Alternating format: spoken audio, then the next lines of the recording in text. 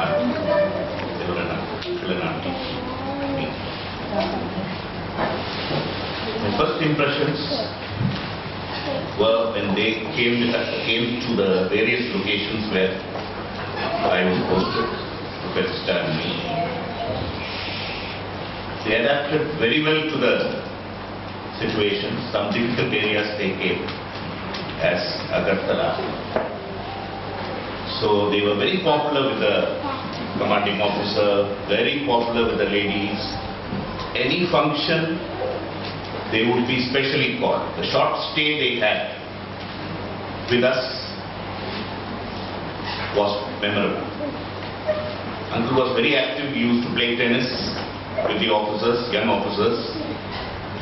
He used to go for brisk walks with them in most of the locations. The only place they didn't visit was Cochin, where I took my retirement. Very inflexible. That's what I know about both uncle and aunt. They were very inflexible in the sense they could adapt themselves to any situation. One small example I will give. My engagement with Felicita was held in Nagapattinam, where he was principal of the State Bank of India Training Institute. I couldn't go for the engagement in the last moment because of some accidents.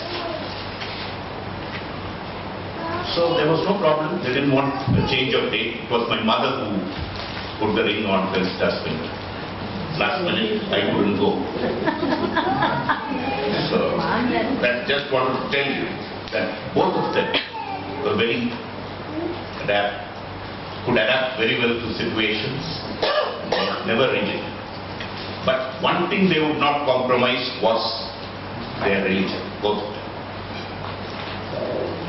Then another thing which is very vivid in my memory is they would discipline the children. Felicita and I would discipline the children, but to a certain limit.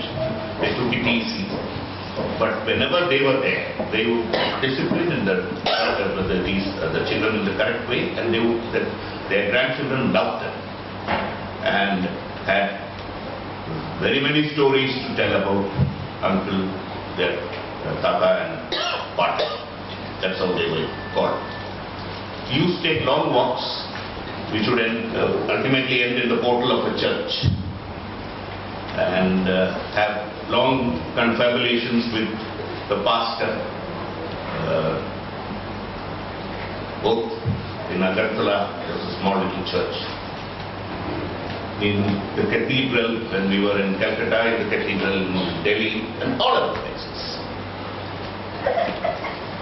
They could not shirk from adapting themselves to the particular situation brilliantly. He was a good tenor. Most of you would have heard him sing in the choir or during functions. Auntie was busy with her household chores. Even when they visited us in God-forsaken places, she was busy with her chores, and she would entertain people, our friends. Uncle also would entertain my colleagues very well, and they found it a pleasure. The commanding officer and others found it a pleasure to come home, even without invitation, just because uncle and auntie were there.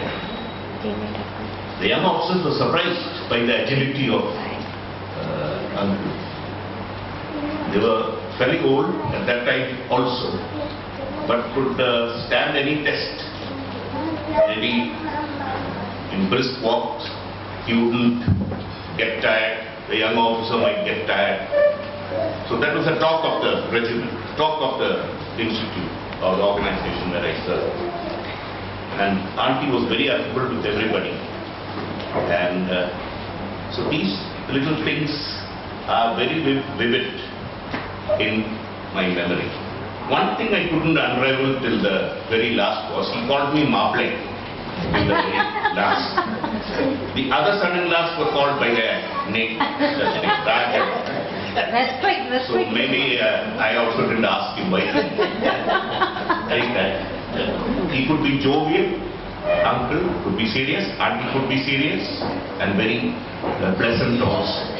Two very interesting people whom we cannot forget, even with the passage of time. They are etched in my memory. Thank you.